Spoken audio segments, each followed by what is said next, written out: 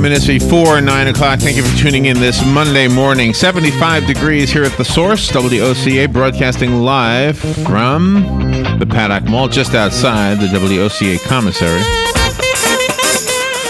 better known as the food court, or also known as the food court. All right, we have the news we want to read to you. We call this segment NewsBites because we take the news and we abbreviate it. It gives us an opportunity to put news back into News Talk. It gives you an opportunity to catch up on the news, catch up with the news without spending all day trying to do so, and get on with your own life.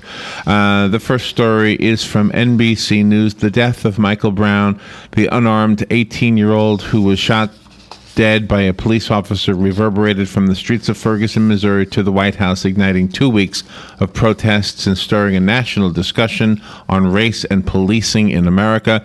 Thousands are expected today to pay their respects to Brown at a Baptist church in St. Louis, 6 miles from the spot where he was killed, including activists, politicians, and members of the Obama administration. For his parents, the service at Friendly Temple Missionary Baptist Church will be both very public and intensely personal. Their chance to say goodbye to a son whose death made him a household name. In an interview on NBC's with NBC's Craig Melvin, which aired this morning on Today, grieving mother Leslie McSpadden said the hardest moment will be the end. Walking away from that casket, she said both parents visited the funeral home yesterday afternoon for a private moment with the teen. The image of President Obama hitting a Martha's Vineyard golf course only moments after addressing the nation on the horrific beheading of American journalist James Foley has not only drawn widespread condemnation from the press, it has those closest to the photojournalist dismayed. Matthew Van Dyke, an award-winning filmmaker who grew a bond with Foley while covering war zones, said it was irritating to see the pictures of Obama laughing with fellow duffers astride a golf cart, even as Foley's parents tearfully discussed their son's murder in a news conference of their own, which was preempted briefly by the president's address, reported by Fox News. Several earthquakes have been reported across the planet. This one from CNN in Peru. A strong earthquake struck southern Peru yesterday evening, injuring at least 2 people and damaging buildings. Authorities said a house was destroyed and 19 other buildings were damaged, including a hospital. Peru's Emergency Operations Center is reporting. The 6.9 magnitude earthquake hit a mountainous area 43 kilometers east-northeast of Tambo at a depth of 63 miles. According to the U.S. Geological Survey, the USGS revised down the quake's strength from the magnitude of 7 that it initially reported, as well as adjusting its data on the location and depth of the epicenter. The maps don't show it, but 2 new countries have emerged in the last 15 months. The first, a porous zone extending 400 miles from the suburbs of Baghdad to the town of Raqqa in central Syria, is the so-called Islamic State Caliphate established by ISIS, a place where transgressions of Sharia law can lead to crucifixion or being buried alive, and simply being an American could get you beheaded. The second, thousands of miles to the southwest, is a tract of up to 10,000 square miles in Nigeria that is controlled by Boko Haram, which torches schools with children inside and kidnaps young girls for forced marriage or ransom, reported by MSNBC. And this is regarding the earthquake in this country, in San Francisco. This also from CNN. In the heart of Northern California's wine country, piles of stemware lay shattered on the ground. Building facades in historic downtown Napa crumbled into the streets, and residents who enjoyed decades of calm were harshly reminded that intense quakes can strike any time. I was in shock to see people's homes and offices on the floor, Napa resident Elsie Martinez said. This is was life-changing. But even as the Bay Area tries to clean up from its strongest earthquake in 25 years, the tremor could have been worse. No one was killed in the 6.0 magnitude earthquake that jostled residents awake yesterday morning, though more than 100 people were injured. And while 70,000 customers lost power after the quake, that number dwindled to 2,200 by this morning. The judge who forced the Florida legislature into special session to draw new congressional boundaries has approved their new map. During a 3-hour hearing last week, legislative lawyer George Muros told Judge Terry Lewis that they followed his instructions to the letter. He said that the court had very clearly and specifically told the legislature what it had to do, and that's what the legislature did. This is his quote, "We conform to every word of this court's order." Judge Lewis says the changes to congressional districts 5 and 10 were minimal, but they were enough to meet the anti-gerrymandering standards in the Florida state constitution. He agreed that the new map will not take effect until 2016, so there's no need to delay the vote this year or hold special elections in the spring. Opponents of the original map contend that the redrawn districts are just as bad, and they do not appear to be ready to throw in the towel. One organization, the League of Women Voters, indicated that it may be asking an appeals court to review the ruling and the new districts, reported by the Florida News Network. And from the Reuters news agency, Dr. Ben Carson went toe-to-toe with the Reverend Jesse Jackson on Fox News Sunday yesterday over the shooting of teen Michael Brown in Ferguson, Missouri, after the civil rights activist argued that the incident happened because of race. The conservative neurosurgeon Ben Carson, whom many believe has a big political future in the Republican Party, shot down Jackson's conclusion that the Brown shooting was part of a pattern of violence that had yielded little justice for black youth. Jackson had described the shooting in Ferguson, which has sparked riots and a federal investigation, as a state execution. Whether it is the killing of Trayvon Martin, the killer walked away free, the killing of Amadou Diallo in New York, shot 41 times by police, they walked away free, the Oscar Grant case in Oakland, or the case of Rodney King in LA, at some point we require and need to have a sense of justice, is a quote from Jackson. All we do know about Mike Brown is really he was shot unarmed 6 times. Dr. Ben Carson, who defied stereotypical odds to move from poverty to become a world-class neurosurgeon, was having nothing of Jackson's position. He shared his own struggles to move from a place of anger to a self-reliant position of prosperity. He said in his quote, as a youngster, I had anger problems also, but for the grace of God, I wouldn't be talking to you today. He made that statement to the host of the show, Chris Wallace. He went on to say, I tried to stab another youngster with a knife. A belt buckle saved him. Anger issues get in the way. Carson defended law enforcement, noting that the issue is larger than it has been portrayed in the media, where criticism has been leveled against police and journalists. We hear over and over again that stress is unhealthy, and all that talk makes us, stressed. But getting worked up isn't always a bad thing, according to Richard Shelton, MD, Vice Chair for Research in the Department of Psychiatry at the University of Alabama, Birmingham. After all, the body's fight or flight response is meant to be protective, not harmful. It's only when stress becomes chronic or when we feel we're no longer in control of a situation that it negatively affects our health and well-being. There are 5 reasons that you should rest, that will make your rest easier when it comes to everyday stress, and how a little short-term anxiety can actually benefit your brain and your body. Reported by ABC. And from USA Today, many people who received tax credits to pay for their Obamacare coverage won't get income tax refunds or will see much smaller refunds than expected. Worse still, according to George Brandis, Vice President for Healthcare Programs at Jackson Hewitt Tax Service, more than a third of tax credit recipients will owe some money back, and that can lead to some pretty hefty repayment liabilities. Those whose incomes exceed what they put down when they applied for the federal program may also be surprised that they do not qualify for as much of a tax credit as they originally thought. We'll be right back. To you by myfwc.com. Safe boating is no accident. Watch for rough surf and rip currents along the coast through Wednesday. Clouds and sun, breezy and not as hot today with a passing shower or two. Our high 88 to 90. Partly cloudy tonight, a passing shower late near the coast, low 71 to 79. Breezy still tomorrow with clouds and some sun, a thunderstorm in spots, high 88 to 91. Sun and clouds Wednesday, high 88 to 91. From the Florida Weather Center, I'm meteorologist Steve Travis. This weather forecast brought to you by TriCounty Generators, 1-800-622-1957. Don't get caught with your power down. Call TriCounty Generators now, 1-800-622-1957. Each morning, we wake up thankful to live in a free nation with liberty and justice for all. But sometimes those liberties can be put in jeopardy, and you may have questions about what to do or who to call. Let Doc Blanchard of Blanchard, Miriam, Adele, and Kirkland help you find the answers. Attorneys at law since 1974 and located in downtown Ocala. If you have legal issues, don't go it alone. Call 352-732-7218. Blanchard, Miriam, Adele, and Kirkland, helping protect your liberties every day. Hello, gorgeous. Hi, this is Becky at Hello Gorgeous Salon.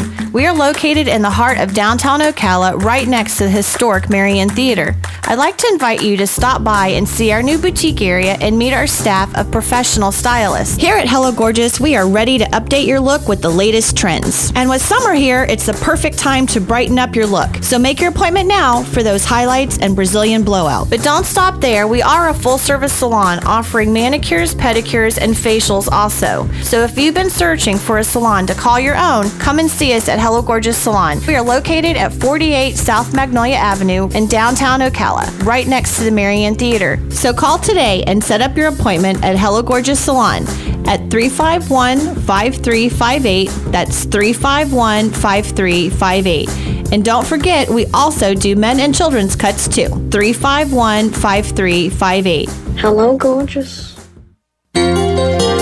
Hi, I'm Leah Caruso with Strive Rehabilitation, inviting you to join me Thursday at 11 a.m. for Health Matters. Ocala Health and Strive have teamed up to bring you the latest information on good health services available to you right here at home. This vital information will help you make informed decisions about your health. So don't forget to join me here at 11 a.m. Thursday. It's news you can use from Ocala Health, Strive, and your friends here at WOCA. This is Austin Tavern reminding you to stay in contact with us at WOCA. Find us on Twitter and Instagram at Voice of Ocala. Make sure to become a friend of our Facebook page and call us at 622-9622. All right, 12 minutes before 9 o'clock. Thank you for tuning in. Let's continue with News Bites. The next story is from the Army Times. The U.S. military is testing various configurations of an innovative helmet, but so far has not perfected a prototype that protects the jaw and face from explosions without creating intense atmospheric pressure around the skull from blast waves. Tests by Navy researchers using mannequins show that the conformal integrated protective headgear system, a helmet that can include a visor and jaw protector developed by Army engineers, is going to need further work because of the shockwave hitch. Wearing the full face model of visor and jaw protector may protect the head against an explosion, but tests show that the helmet would absorb ricocheting blast waves, creating pressure around the head. Benedict Cumberbatch, age 38, is the latest celebrity to take the plunge and get soaked for a good cause. Since he was nominated to take the ALS Ice Bucket Challenge more than once, the actor gets doused multiple times and is even seen butt naked in the shower. In the actor's hilarious video, he is seen sitting calmly, ready to accept the challenge after being nominated by fellow actor Tom Hiddleston.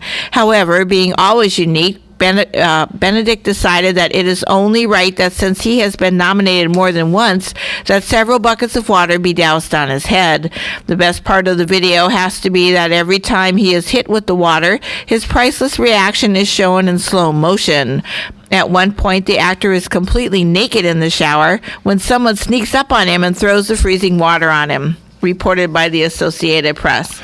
How can you sneak up on somebody in the shower? I don't know. It's publicity. And here's from the Associated Press also. In what is the next to the last Tuesday in which political parties select candidates for office in November, 3 states will pick candidates for governor, U.S. House and state offices. Those are Florida, Arizona, and Vermont. In addition, Oklahoma's 5th U.S. House district will hold a runoff to determine the Republican nominee to succeed outgoing Representative and Republican Senate nominee James Lankford. And don't forget, tomorrow is Election Day. 4 bodies were found floating in debris off the Atlantic coast of Florida yesterday, but no boat wreckage has been discovered. 2 people boating in the Atlantic Ocean near Hollywood, Florida, between Miami and Fort Lauderdale, spotted 2 male bodies early yesterday and alerted the U.S. Coast Guard. A search ensued, and the body of a woman was recovered a short distance away. Later, a 4th male victim was also recovered. There was no boat or boat wreckage in the vicinity, about 20 nautical miles or 37 kilometers off the Florida coast. It was unclear whether the victims were from the United States, Cuba, or another Caribbean country. The bodies were found in what is known as a trash line, or a layer of debris floating on the top of the ocean. Aerial teams have spotted what appears to be 3 other bodies, but the report was unconfirmed until they could be recovered. Crews were working through the night to look for a boat, bodies, or people in distress, reported by Reuters. And the next story is from Newsmax. 2 European Galileo satellites fired into space by a Russian-built rocket on Friday from French Guiana failed to reach their intended orbit. Launch from Arianespace. Observations taken from the separation of the satellites from the Soyuz VS-09 rocket for the Galileo mission show a gap between the orbit achieved and what was planned. According to the statement, they have been placed in lower orbit than expected. The teams of industries and agencies involved in the early operations of the satellites are investigating the potential implications of the mission. Arianespace declined to comment on whether their trajectories can be corrected. The 5.4 billion euro, which is $7.2 billion Galileo constellation, is designed as an alternative to the existing U.S. Global Positioning System, which is GPS, of course, and Russia's GLONASS, and will have search and rescue capabilities. Global central bankers led by Federal Reserve Chair Janet Yellen said labor markets still have further to heal before their economies can weather high interest rates, even as they signaled international monetary policies that are set to diverge as economic recoveries increasingly differ. Officials meeting over the weekend in Jackson Hole, Wyoming, placed jobs at the center of their decision-making by saying stronger hiring and wages are still needed to drive demand. The focus on jobs suggests the Fed and the Bank of England will tighten policy within a year as their economies show signs of strengthening. By contrast, European Central Bank President Mario Draghi and Bank of Japan Governor Haruhiko Kuroda acknowledged they may be forced to deploy fresh stimulus, reported by Bloomberg. And from the Associated Press, pediatricians have a new prescription for schools: later start times for teens. Delaying the start of the school day until at least 8:30 a.m. would help curb their lack of sleep, which has been linked with poor health, bad grades, car crashes, and other problems, according to a statement issued by the American Academy of Pediatrics. The influential group says teens are especially at risk. For them, chronic sleep loss has increasingly become the norm. Studies have found that U.S. students in middle school and high school don't get the recommended amount of sleep, 8.5 to 9.5 hours on school nights, and that most high school seniors get an average of less than 7 hours. Ukraine showed off its military might yesterday in a parade to celebrate the country's independence. The military parade rolled through central Kiev. It featured heavy weaponry, tanks, and marching troops. Ukrainian President Petro Poroshenko addressed those in attendance, promising $2.6 billion would be dedicated to re-equipping the army. He said many of the 1,500 soldiers marching in yesterday's parade would immediately be sent to the front in eastern Ukraine, where the military is fighting pro-Russian separatists, reported by UPI News.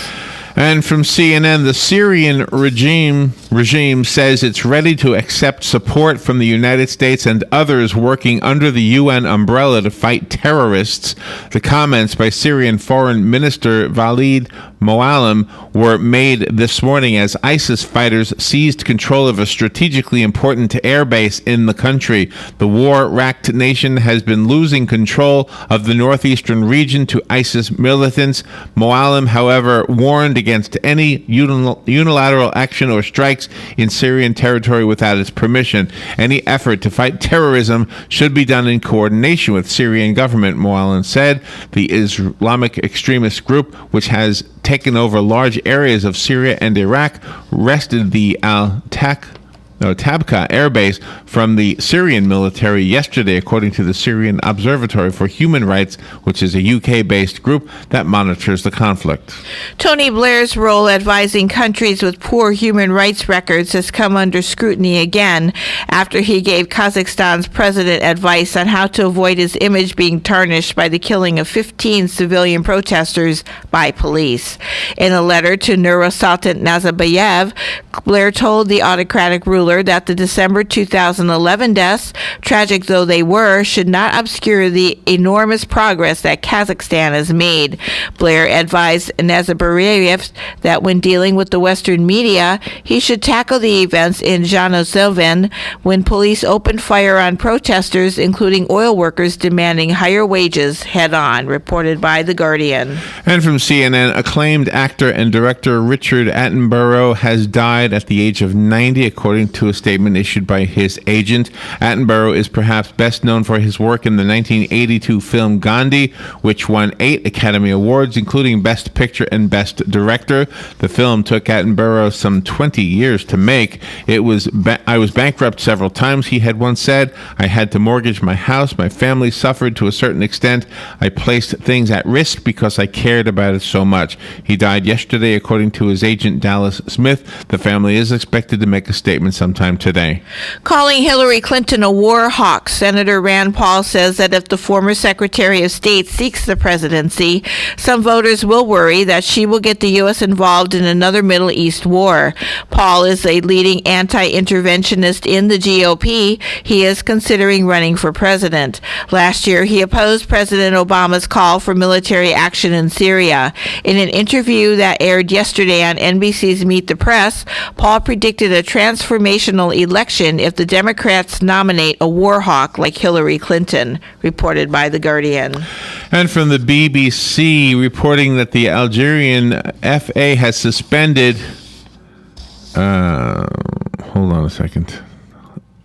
has suspended plays in their leagues following the death of a soccer player because he was hit by an object during the match. The statement issued by them says Algeria has suspended football indefinitely following the death of Cameroonian player Albert Ibas, who was hit by a stone thrown by a fan. The Algerian Football Federation made the decision after a meeting yesterday. Ibas, who was 24 years old, was struck on the head when leaving the pitch after his side JS Kabyli's home defeat by USM Alger in Tizi Ouzou on Saturday. Algerian authorities had already ordered the indefinite closure of the 1st of November 1954 stadium. AAA Travel projects 34.7 million Americans will journey 50 miles or more from home during the Labor Day holiday weekend, the highest volume for the holiday since 2008. Nearly 86% of travelers will travel the holiday with a final road trip before summer comes to a close. The Labor Day holiday travel period is defined as August 28th to September the 1st. Spending is up and gas prices are down. That's a recipe for a hefty travel period. In Florida, analysts say that roughly 1.5 million people will take to the road or hit the airports to take advantage of summer's last fling, reported by the Florida News Network. And from ABC News, police were investigating a new security breach on New York City's Brooklyn Bridge after a 24-year-old scaled the bridge and took photos with his iPhone. The incident happened at about 12:15 p.m. yesterday. Video showed the man, identified as Yaroslav Kolchin, walking past security and scaling the bridge. Aviation, harbor, and emergency service units rushed to the scene, and the man was taken into custody. Colton faces charges of reckless endangerment, obstruction of government administration, criminal trespass, and disorderly conduct. All right, we need to move forward. How many stories today, Robin? 23. 23. We'll take a little break. We'll be right back. Broadcasting from the Paddock Mall Studios, this is WOCA, Ocala, Gainesville, The Villages, 1370 AM, 96.3 FM, The Source. Fox News Radio, I'm Pat O'Neill. Officials in Napa, California, still assessing the damage from yesterday's 6.0 earthquake. 4 mobile homes were destroyed.